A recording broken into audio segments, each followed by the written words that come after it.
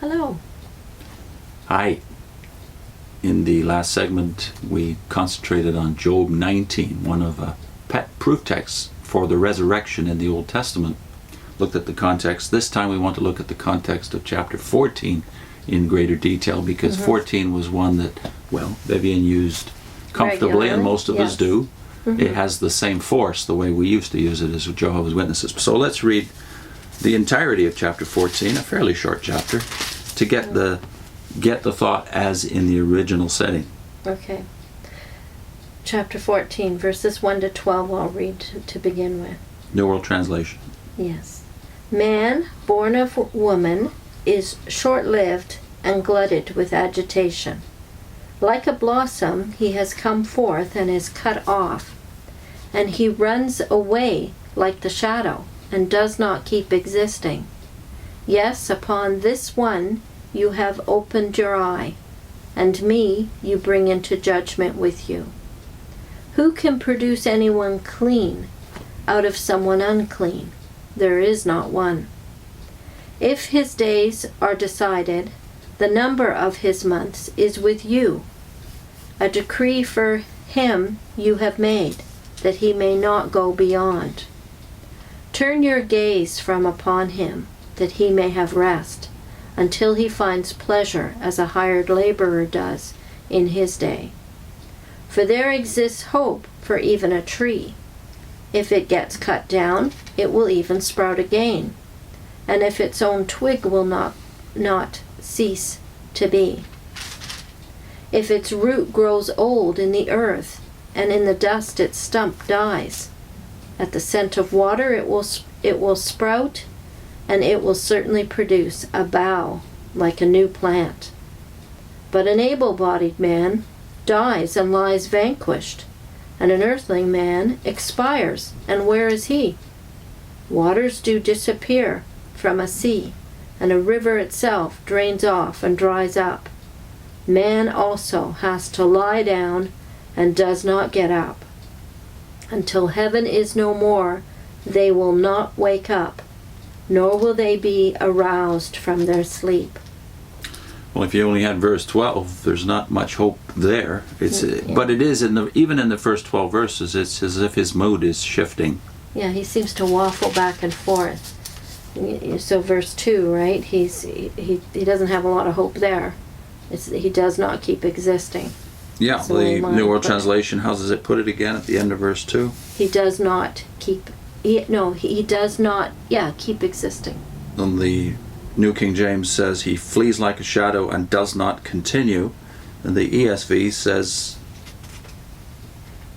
he comes out like a flower and withers, he flees like a shadow and continues not. So the thought is unanimous here, Yeah. that he doesn't keep existing. So there is no afterlife. So Yeah. as a Jehovah's Witness, you feel justified.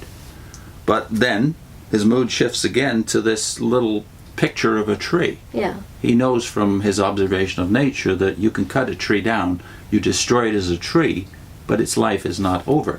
Yeah. So there seems to be a glimmer of hope there for him. Hmm. But then he reverts right back to, but what happens to a tree doesn't happen to man.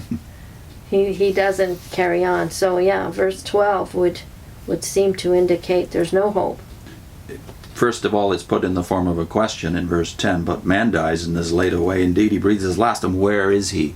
Is it a question in there too? Yeah, where is he? Where is he? Question. So it's a question. And that we should also acknowledge that at some points, it's okay if you're a believer to be agnostic. And I think at this point we see Job is saying, I don't know. Yeah. He's not saying, thus says the Lord to me, and I'm revealing to you this revelation I got. He seems to be in the middle of a struggle. And when we are in the middle of a struggle, that's what happens, is that you're assessing your pros and cons, the good and the bad of what's going on, and trying to make sense of it. And unfortunately, much of the time, your personal emotion Gets in the the best way. of even your intellect.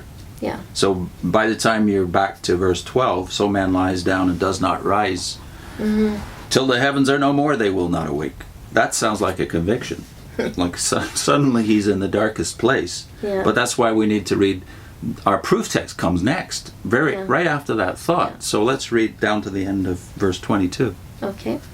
Oh, that in Sheol you would conceal me, that you would keep me secret until your anger turns back, that you would set a time limit for me and remember me. If an able-bodied man dies, can he live again? All the days of my compulsory service I shall wait until my relief comes. You will call, and I myself shall answer you. For the work of your hands you will have a yearning. For now you keep counting my very steps. You watch for nothing but my sin. Sealed up in a bag is my revolt, and you apply glue over my error. However, a mountain itself, falling, will fade away, and even a rock will be moved away from its place. Water certainly rubs away even stones. Its outpouring washes off earth's dust. So you have destroyed the very hope of mortal man. You overpower him forever, so that he goes away. You are disfiguring his face, so that you send him away. His sons get honor, but he does not know it, and they become insignificant, but he does not consider them.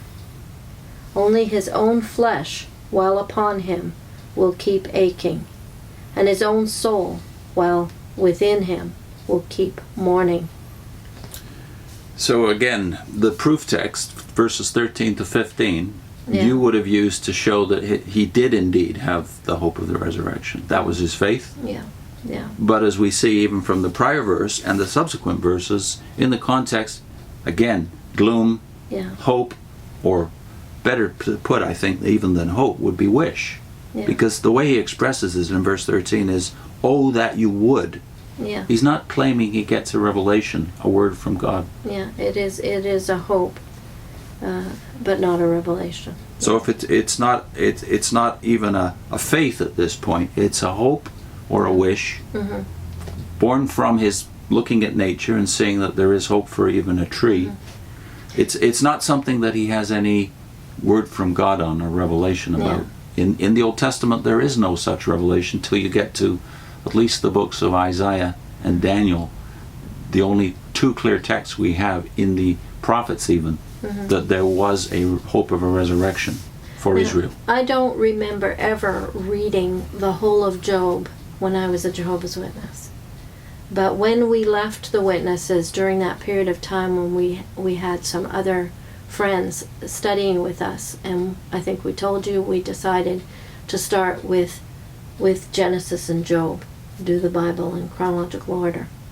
I was still going to the Kingdom Hall. I was still going door to door. But when we read this, Job, and I got to this part, it stopped me dead in my tracks. I just thought, I know there's a command that you should go door to, like, I thought there was a command to go door to door. There was a command to preach. So I thought, okay, well, I still have to go with them, but I'm not going to say anything because I don't know what I'm talking about. So for the first time, I realized that I was misusing the Bible when I was going out and talking. So I tried to compromise by still going, but I wasn't going to say anything. So it was the start of the finish. So the context stopped you dead in your witness tracks. Yeah. So when you get to verse 19, you realize that your use of 13 to 15 is illegitimate because it plainly says you destroy the hope of man. Mm-hmm. So at some points in the book, of course, I would say many points in the book of Job, Job is attacking God from our perspective, almost blaspheming. But it's born of his emotions, and God finally vindicates him at the end of the book, and that does show us, though, that we should not use texts out of context to prove doctrine and dogma, and that we should perhaps be hesitant even to use the book of Job at all, because as we go through the book, you've got 5 human beings with the limits of their current knowledge some 4,000 years ago, arguing about what God should do and what the future is without the benefits of the rest of the Old Testament, let alone the New Testament. So I mean, God only speaks at the very end of Job. Can we use the book of Job for dogma or doctrine then? that puts, I think, that project at risk. And in the next segment, we want to discuss, can we do that is, use the book of Ecclesiastes for doctrine or dogma either? Yeah, we're talking about two men during struggle and exasperation. Two men who make no claim to have a word from the Lord. Yeah. Next segment, Ecclesiastes.